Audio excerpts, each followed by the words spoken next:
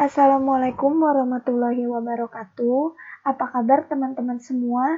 Semoga dalam keadaan sehat walafiat. Langsung saja, saya perwakilan dari Grammar kelompok 4 akan menjelaskan tentang materi yang telah saya dan kawan-kawan saya susun pada hari ini dengan secara singkat, padat, dan jelas. Materi kita pada hari ini yaitu reported speech. Sebelum saya menjelaskan tentang beberapa materi yang ada di sini, saya akan membacakan pokok pembahasan untuk materi kita pada hari ini. Yang pertama ada pengertian dari reported speech, yang kedua jenis-jenis dari reported speech, yang ketiga tenses dalam reported speech, dan yang terakhir referensi waktu dan tempat dalam pemakaian reported speech.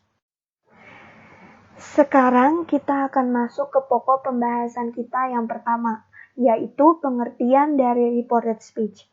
Tahu nggak sih kalian apa itu reported speech? Reported speech itu pada dasarnya merupakan perubahan dari direct speech atau yang biasa kita sebut kalimat langsung menjadi indirect speech. Jadi kalimat yang tidak langsung. Nah, biasanya reported speech itu digunakan untuk menyampaikan kembali apa yang orang lain katakan. Perkataan ataupun direct speech yang tadi kalimat langsung itu diubah ke dalam reported speech dapat berupa pertanyaan, perintah, atau pertanyaan, serta pertanyaan yang menyangkut suatu informasi. Jadi, di dalam reported speech, kita akan mengubah format perkataan seseorang sehingga dapat lebih mudah dipahami oleh pendengar yang kita ajak bicara.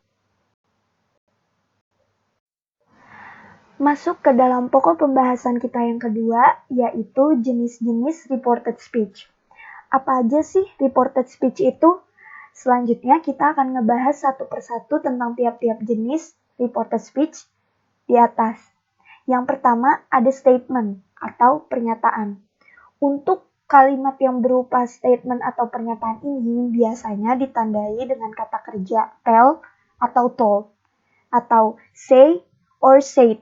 Selain itu, bisa juga digunakan kata kerja lain seperti admit, suggest, advise, etc.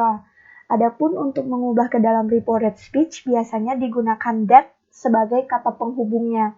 Karena kalau kita langsung memasukkan tell atau told ke kata yang akan kita sambungkan, nanti jatuhnya malah jadi nggak nyambung. Contohnya di sini ada the weather is really nice today.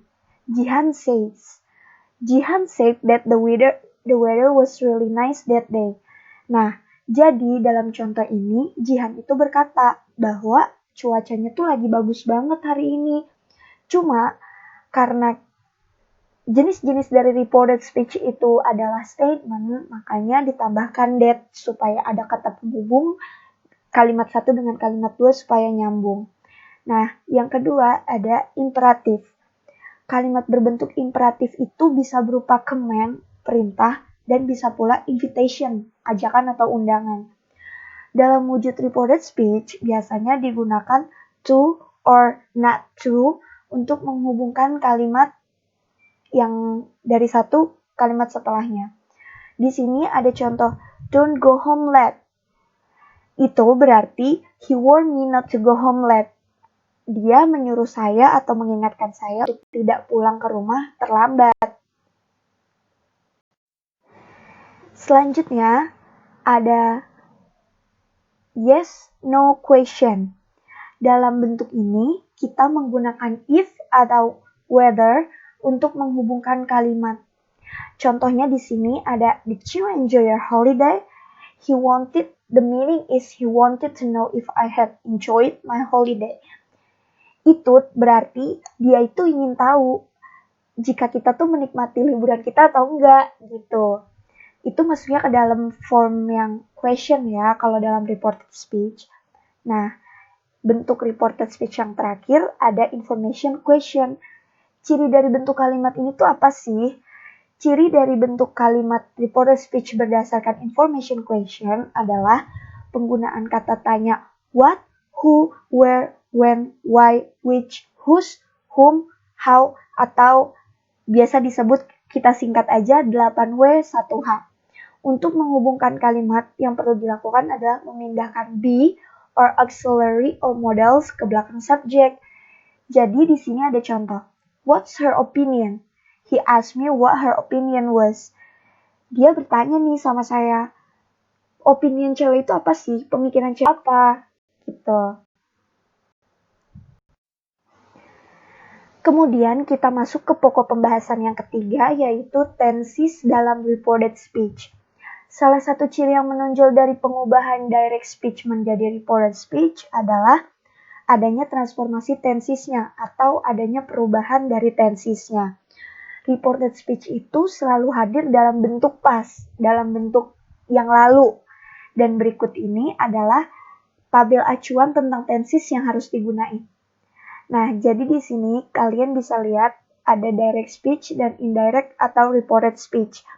Jadi, direct speech itu lebih memakai seperti kalau kita present or present continuous gitu ya. Kalau indirect itu sama jenis dengan reported. Dia makanya yang dalam bentuk past dalam hal tenses. Di sini kalian bisa baca ya di dalam tabel ini semuanya.